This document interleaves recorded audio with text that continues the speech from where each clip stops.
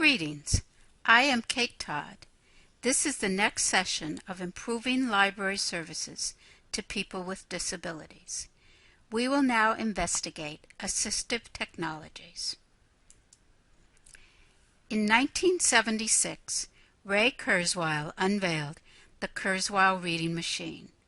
He combined optical character reader technology with computerized text-to-speech to create a machine designed to read books aloud to people who are blind. You can see from this picture that the machine was large and bulky, typical of computers at that time. However, it was the first demonstration that emerging computer technology could be used to assist people with disabilities.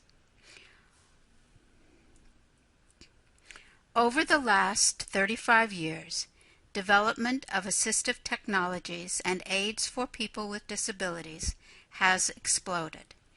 EnableMart, a website specializing in assistive technologies, now has over 3,000 items available. You can explore some of the technologies installed by libraries in the book Assistive Technologies in the Library by Barbara Mates. I want to highlight 4 prominent assistive technologies that are often identified by brand name. A screen reader is a program that reads the text on a computer screen aloud. It is most often used by people who are blind. JAWS is the most well-known screen reader. Because JAWS has a steep learning curve, it is most often requested by people who have learned to use it in a school setting where they have had time to practice. Speech or voice recognition uses a microphone to capture speech and convert it to computer text. It is most useful for people with problems typing or using a mouse. Dragon Naturally Speaking, often called Dragon, is the most well-developed speech recognition software. Picture communication systems are sometimes used by people who have difficulty speaking. They are often used with children who have autism. BoardMaker is the most well-known picture communication software, with over 20,000 words displayed in pictures. Remember that this is still far less than the 1 million words included in the Merriam-Webster Unabridged Dictionary. Alternative keyboards can be used by people who have difficulty with a standard keyboard because of physical, visual, or cognitive disabilities. IntelliKeys makes alternative keyboards with overlays that provide multiple methods of computer input.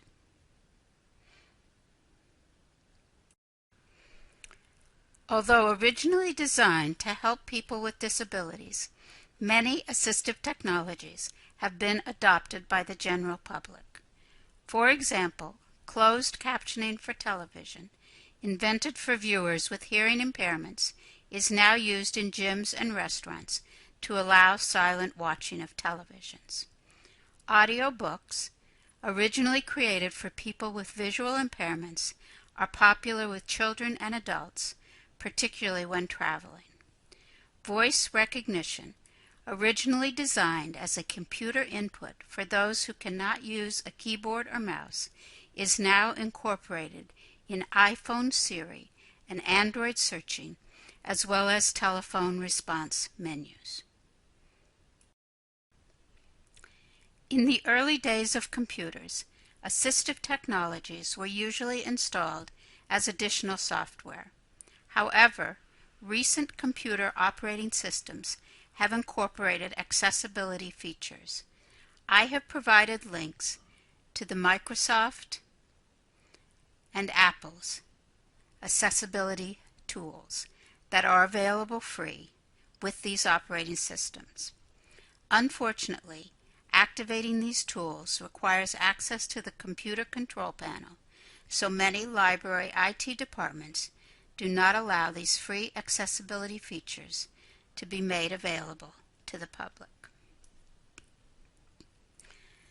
More recently, smartphones and iPads have applications that provide specific support for a variety of needs. I have provided links to a list of apps for people who are blind, plus 40 apps for learning disabled.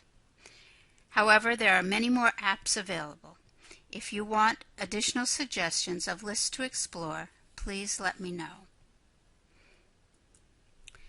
Many library users are now familiar with assistive technologies that address their specific needs.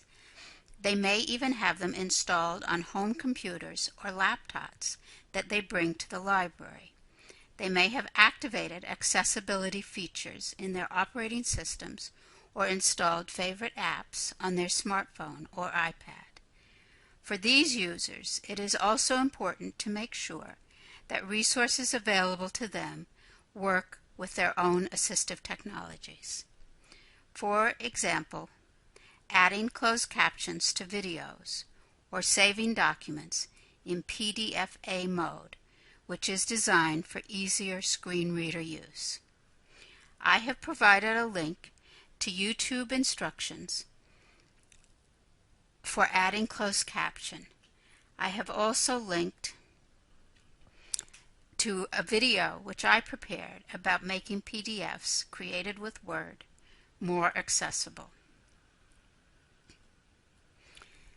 It is important to remember that assistive technology that patrons need is as individualized as reading preference. One book will not satisfy all readers. One assistive technology will not be appropriate for all people with disabilities.